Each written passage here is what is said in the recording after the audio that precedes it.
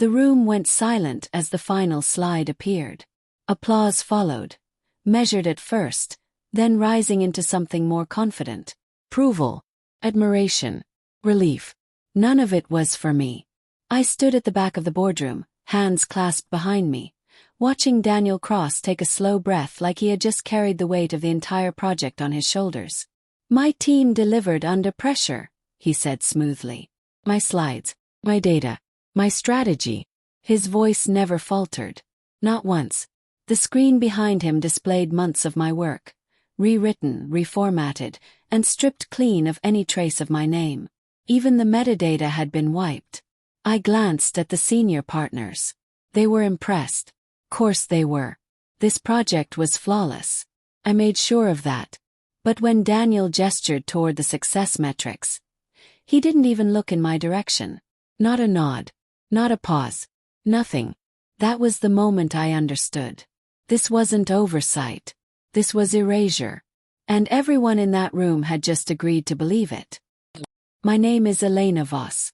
I'm 29 years old, a senior data analyst, and until 2 weeks ago, I believed hard work still meant something. I didn't come from connections or influence. I built everything myself. One contract, one late night, one overlooked contribution at a time. By the time I joined Halcyon Consulting, I had a reputation for precision. Quiet but dependable. The kind of person who fixes problems without needing credit. Daniel noticed that. That's why he chose me. At first I thought it was opportunity. He gave me autonomy, trusted me with critical data, let me build models most analysts wouldn't even touch. But trust wasn't what he offered. It was access. Access to my work, my methods, my thinking. And when the project reached its final stage, when it mattered most, he took it. Cleanly. Completely. After the presentation, he passed me in the hallway. "Good work supporting the team," he said, barely slowing down. Supporting. That word stayed with me. Because in that moment I realized something else. He didn't just steal my work. He rewrote my role in the story. The email came the next morning. Short. Polite. Final. Effective immediately.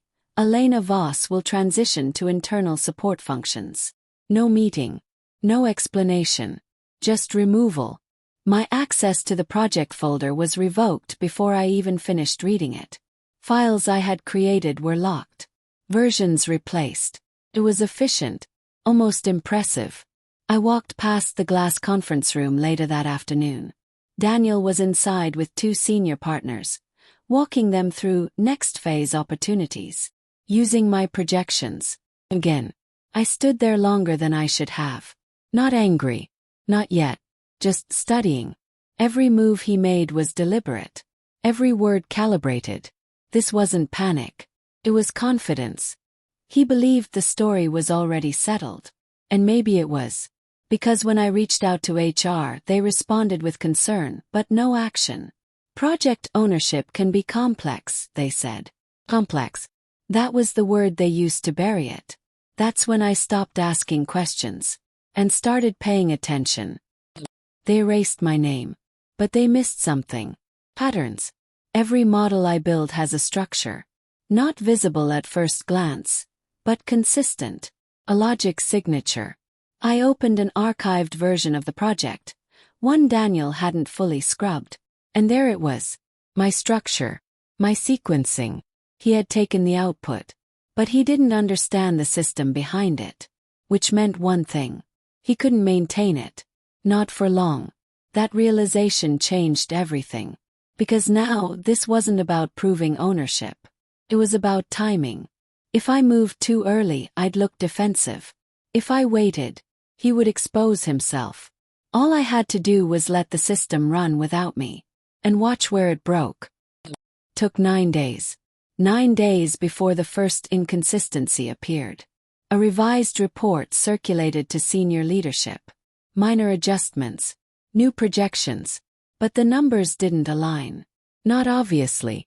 Just enough to raise questions. I saw the email thread grow. Can someone clarify this variance? Daniel responded quickly. Too quickly. Minor recalibration. Nothing significant. But I knew better. Because the model he was using required a specific correction layer, one he didn't know existed. He wasn't adjusting the system. He was guessing. And guessing at that level leaves traces. That night I saved every version of the report. Every timestamp. Every inconsistency. Not to expose him. Not yet. But to build something stronger. Pattern of failure. People expect retaliation. Emotion. Reaction. Noise. Gave them none. I showed up. Did my reassigned work. Kept my head down. And listened. Offices are loud when people think you're irrelevant. I learned who trusted Daniel and who didn't. I learned which partners cared about results. And which cared about perception. Most importantly, I learned this. Daniel wasn't acting alone. There were others who benefited from my disappearance. And they were just as invested in keeping the story intact. Because that meant when it broke, it wouldn't stop with him. Her name was Mara Lynn. Senior Compliance Officer. Observant. Quiet in a different way than me. She didn't approach me directly. Just left a file on my desk. No note. Inside was a flagged audit. Irregular reporting structures tied to Daniel's project. Not enough to act on. But enough to question. I didn't thank her. I didn't acknowledge it. But I understood. She had seen something. And she was waiting. Not to help me. But to see what I would do. I stopped thinking like an analyst. And started thinking like an investigator. Every version of every report. Every edit. Every deviation. Map. Not just errors but escalation. Because Daniel wasn't just maintaining stolen work. He was expanding it. And every expansion introduced risk. The system wasn't built for improvisation. It was built for precision. And he didn't have that.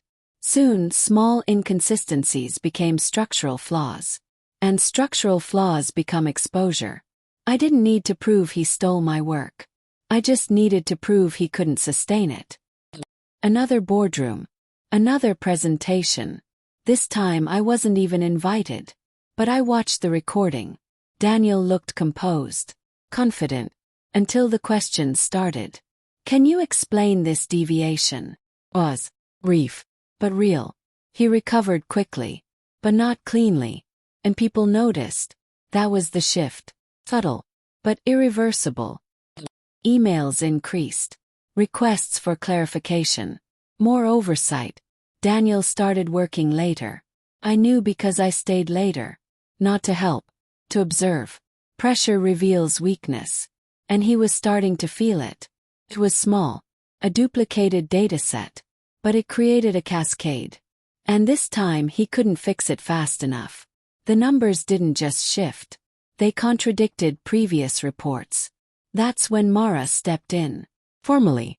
Audit initiated. Official. Documented. Controlled. Exactly what I needed. 'Cause now. It wasn't personal. It was procedural. And procedures don't ignore evidence. I submitted nothing. First. Let them dig. Let them struggle. Then, when the gaps became obvious, I filled them. Carefully. Precisely. Undeniably. It wasn't one error. It was a sequence. Progression. From accuracy to approximation. From control to collapse. And at the center, Daniel. They called him in. I wasn't there. But I heard enough. Denial. Deflection. Blame. None of it held. Others were pulled in. Emails traced. Approvals questioned. Silence spread. The system protecting him started protecting itself. By removing him. My name appeared again. Not loudly. But officially. Original author. Primary architect. Documented. Restored. Daniel didn't resign. He was removed. Quietly. Efficiently. Just like he removed me. The office changed. Conversations shifted. People who ignored me now noticed. I didn't acknowledge it. Leadership called me in. New role. More authority. Recognition. Accepted. Without hesitation. This time. I owned everything. Access, structure, narrative. Nothing could be taken. Trust isn't given. It's managed. And I had learned exactly how. No announcement. No celebration. Just results. Stronger. Cleaner. They didn't just lose a project. They lost credibility, influence, future opportunities. All because they chose the wrong person to erase. They erased my name. So I erased their future. Not loudly. Not violently. But completely. And the worst part. I never had to raise my voice. I just let the truth speak. At the exact moment it would hurt the most.